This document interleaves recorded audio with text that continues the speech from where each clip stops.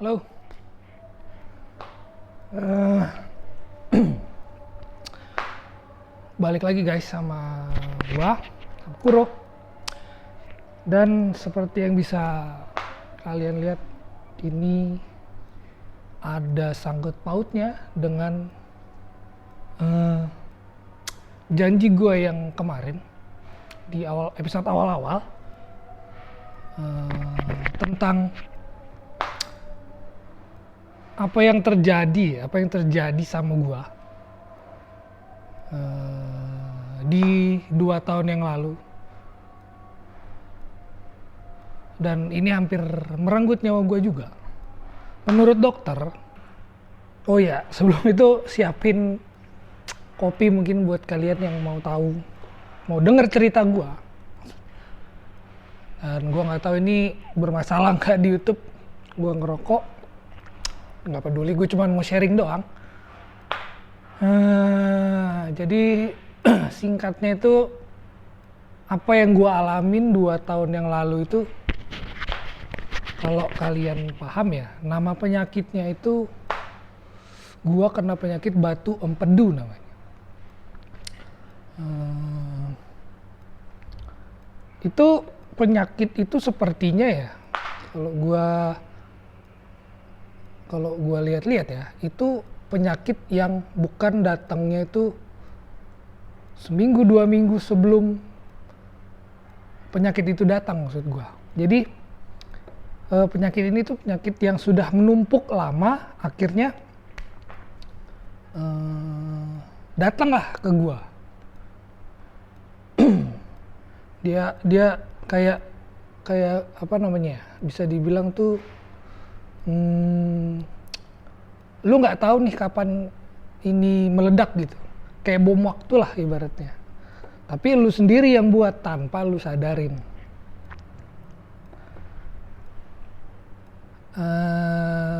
Gejalanya itu, gejala penyakit ini, gue ngomong langsung gejalanya ya, pada saat itu kejadian maksudnya. Nanti mungkin gue ceritain beberapa apa yang gue lakuin, apa yang gue makan, apa kegiatan gue beberapa tahun sebelumnya itu berefek. Jadi kita ngomongin gejalanya dulu. Gejalanya itu yang gue alamin. Yang pertama, kulit lu mulai berwarna kuning, bener-bener kuning. Di bagian sini lu kuning, ya kan, sampai di telapak tangan lu kuning, di sini kuning, paha. Apalagi buat lu semua atau teman-teman kalian yang punya, lu ngelihat dia kuning gitu, kuning, mata pun kuning, ya kan. Nah, itu salah satu gejalanya, tapi bukan berarti itu kena batu empedu ya. Karena dugaannya itu, pertama gua itu kelelahan atau yellow fever, penyakit kuning lah. Dugaan awalnya seperti itu. Setelah dicek, ternyata bukan penyakit kuning. Gimana cara ngeceknya? Itu kalian tuh harus cek darah full. Jadi kalau nggak cek darah, kalian yang gue maksud cek darah itu cek darah full ya, kayak cek kimia darah namanya. Setahu gue cek kimia darah. Kalian bisa melakukan cek kimia darah itu di puskesmas mungkin ya, yang lengkap. Nanti mungkin kalau masih ada dokumennya mungkin nanti gue tampilin gitu, biar kalian tahu apa yang jadi patokannya itu gejala penyakit batu empedu ini.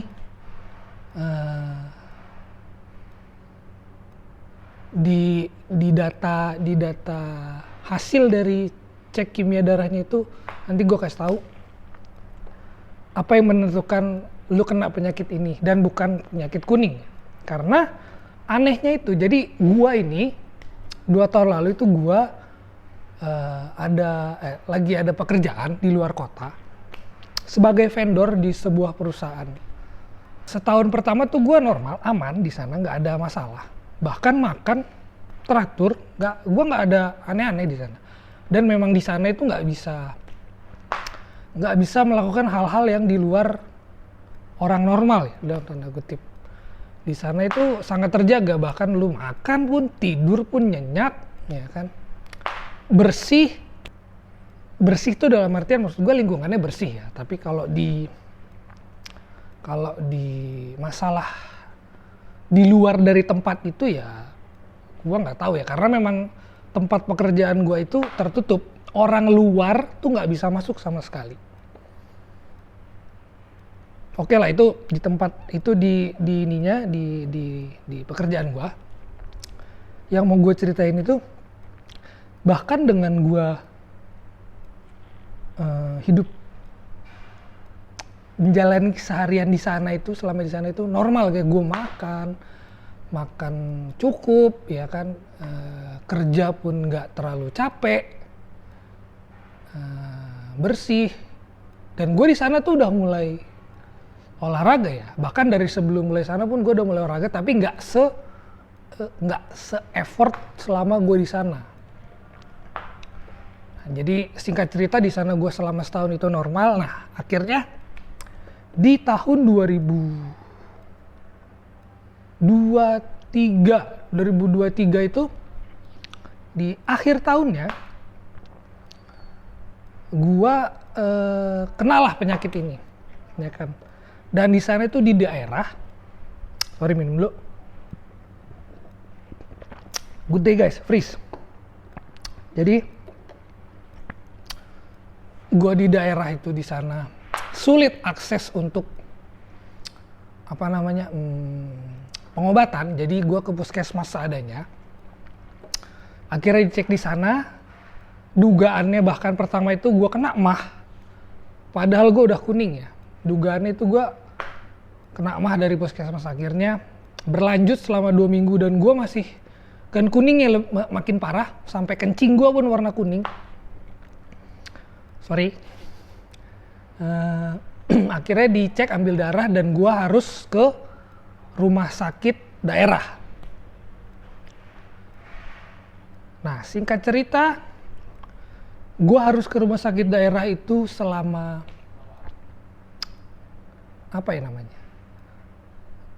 dianjurkan untuk ke sana untuk pengecekan darahnya itu ada jeda waktu seminggu. Nah itu gue mutusin buat gue cerita sama orang tua gue, ternyata gue harus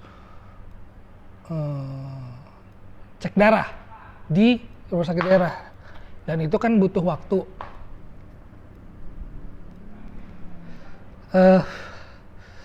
Akhirnya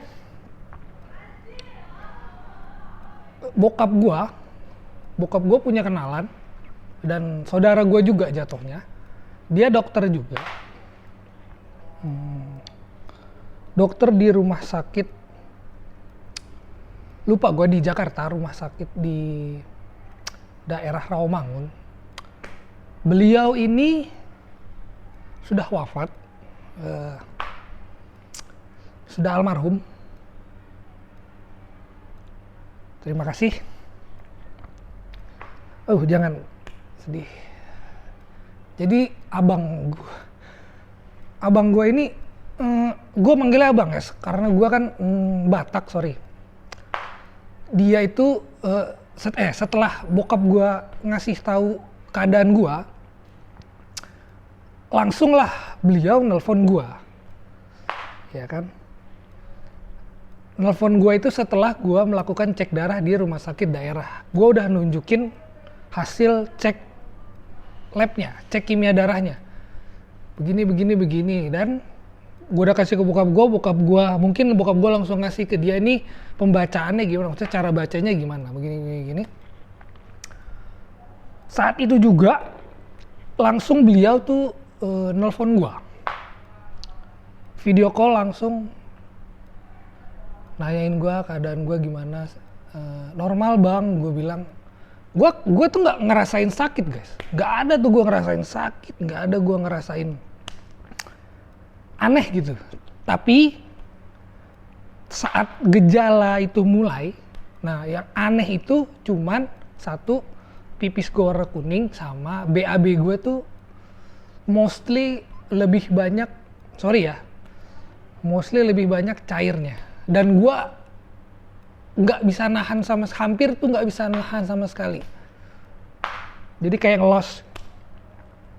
Walaupun nggak pernah kejadian di luar itu ya. Jadi beliau nelfon gue. Pertama ngomongnya masih nanya kabar segala macam. Nah, dia bilang sama gue, "Dek, ini berbahaya. Ini kalau dibiarkan beberapa waktu bisa merenggut nyawa." Dari situ gue berpikir, ya kan, gue mesti gimana nih? Apakah gue harus pulang? Itu jadi apa ya? Jadi dilema juga buat gue, karena di saat itu juga gue lagi ngumpulin duit untuk planning gue ke depan, ya kan. Dan setelah denger kabar seperti itu dan dia bilang gue harus, awalnya tuh gue pikir ini gue nggak harus operasi ya, mungkin dengan apa ya, dengan pengobatan obat-obat biasa mungkin bisa, ya kan. Itu pikiran gue. Ternyata setelah gue dapet informasi dari dia karena bahwa penyakit ini itu harus dioperasi, dan untuk melakukan operasi ini yang disebutnya itu apa ya, gue lupa, operasi besar lah ibaratnya, ini operasi besar. Di antara harus menggunakan laparoskopi kalau nggak salah namanya, atau laparotomi, tergantung keadaan organ dalam tubuh gua. Oke, itulah yang dia jelaskan. Jadi akhirnya gue berpikir, gue konsultasi sama bokap gue, sama abang gue, almarhum abang gue yang itu. Dan juga gue sempet berdebat gue sama cewek gue, karena gue tuh nggak mau balik. Gue pengen kalau bisa gue sembuhin di sini dan gue nggak pulang karena gue maunya lanjut kerja di sini. Terus sempet gue debat sama, cuman karena gue juga keras kepala ya, dan dia tuh sempat ngalah, cewek gue sempat ngalah. Cuman gue berpikir lagi, apa benar, apakah ini akan, yang gue dilema itu, apakah ini benar-benar merenggut nyawa?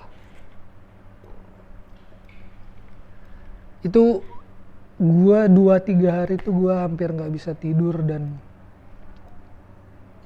benar-benar apa ya, sulit gue untuk ngomong segala macam, hampir susah untuk mengambil keputusan, ya kan, karena gue di sana sendiri dan hanya ada teman-teman gue dan SPV gue yang bantu gue untuk mengambil keputusan segala macam. Nah, akhirnya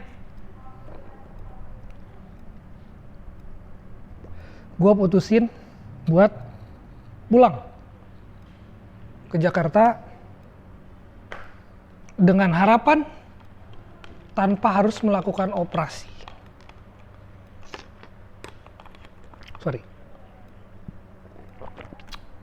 Akhirnya di akhir tahun itu gue pulang dulu, dan memang juga disarankan pulang,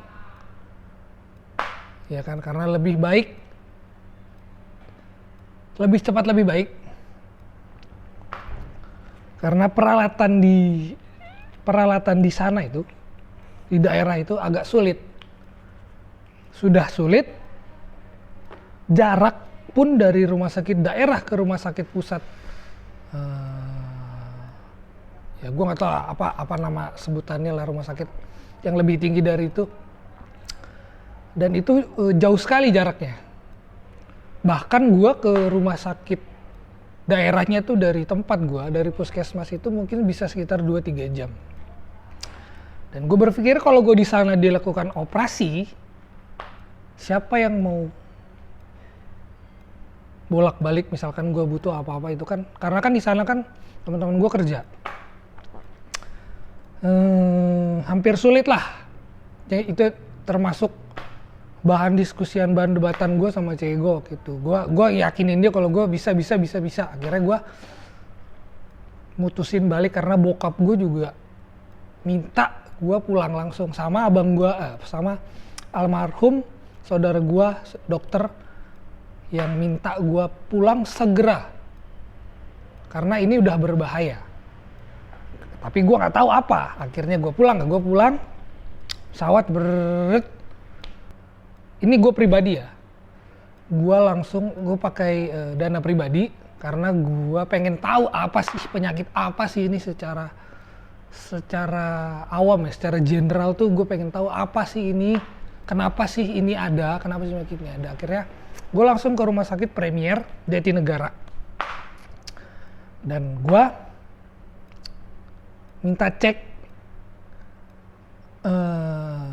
konsultasi segala macem dan harus di USG ternyata guys. Namanya USG abnomen dan itu di sana di daerah tempat gue kerja itu lu harus ke rumah sakit yang beda pulau dan itu perjalanan nggak cepet guys. Lu harus nyebrang dulu, lu harus naik lagi angkutan atau naik apa travel, dan dengan kondisi gue yang mata gue udah kuning dan gue udah kayak orang kuning, bener-bener kuning guys. Kalau lu melihat gue pun agak aneh. Akhirnya gue dapat informasi bahwa gue ini terkena penyakit, gue lupa nama penyakit apa, tapi mungkin yang orang-orang pada tahu itu gue kena penyakit batu empedu ya. Yes. Batu empedu gue, kalau kalian mau tahu ini segede apa. Ini guys, kemarin tuh kristal guys. Kemarin itu dia kayak kristal ya, sekarang itu seperti ini. Ini lumayan besar guys, jempol gua aja segini. Dan ini tuh ada di dalam sini. Oke. Jadi singkat cerita gua konsultasi sama dokternya. Ini udah berbahaya katanya kan. Berbahaya mas. Jadi harus dilakukan tindak lanjut.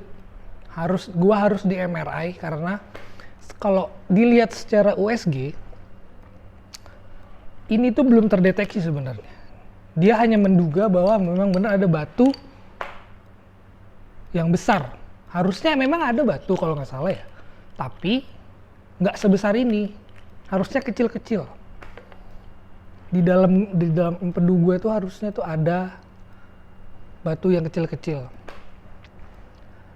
Nah, di gua kasusnya entah kenapa bisa jadi seperti ini dan nanti gue ceritain kenapa gue bersyukur bentuknya itu dia bulat, nggak tajam. Oke, setelah itu gue nanya sama dokternya, dokter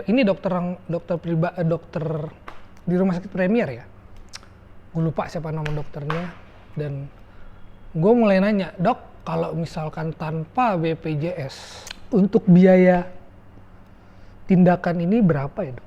Kalau masnya mau melakukan tindakan operasi ini tanpa menggunakan BPJS bisa di sini mas, langsung, ya kan? Tapi nanti kita lihat dulu apakah ini harus di laparotomi. Laparotomi itu maksudnya dibuka, perut gue dibuka, atau di laparoskopi. Nah biayanya itu sekitar hampir ratusan juta katanya. Gue pulang, gue berdiskusi dulu sama abang gue yang dokter itu. Jadi gue dioperasi itu sekitar jam 1 pas jam 1 kurang kalau nggak salah. Gue bangun itu, gue nggak sadar ya, gue bangun itu jam 4 atau jam 5. Nah lucunya guys, yang gue cari itu bukan orang tua gue guys, tapi cewek gue guys. Gue kalau nggak salah gue tuh nanya ke nyokap gue, gimana ya perasaan nyokap gue. Sorry, maksudnya itu secara nggak sadar ya, karena mungkin sebelum operasi itu gue nyariin cewek gue, karena gue WA gitu, maksudnya siapa tahu ya kan, dia minimal tuh dia tahu lah gue udah mulai mau masuk operasi, karena kan rencananya besok, tapi kan dia nggak bisa datang karena baru mulai bekerja lagi. Pas di hari itu gue operasi. Jadi gue bilang kamu nggak usah datang, ya udah nanti gue kabarin. Jadi yang mau gue kasih tau ke kalian itu, coba kalian itu apa ya namanya, makan yang begitu-begitu tuh, yang kayak gue tuh makan nasi bebek, makan ayam goreng, atau makan nasi yang banyak, atau makan fast food. Nah itu dikurangin. Dikurangin tuh bukan berarti kalian nggak boleh makan ya. Dikurangin tuh kayak porsinya dikurangin. Apalagi buat kalian yang masih umur 18 sampai 25, itu masih produktifnya, nah itu kurangin.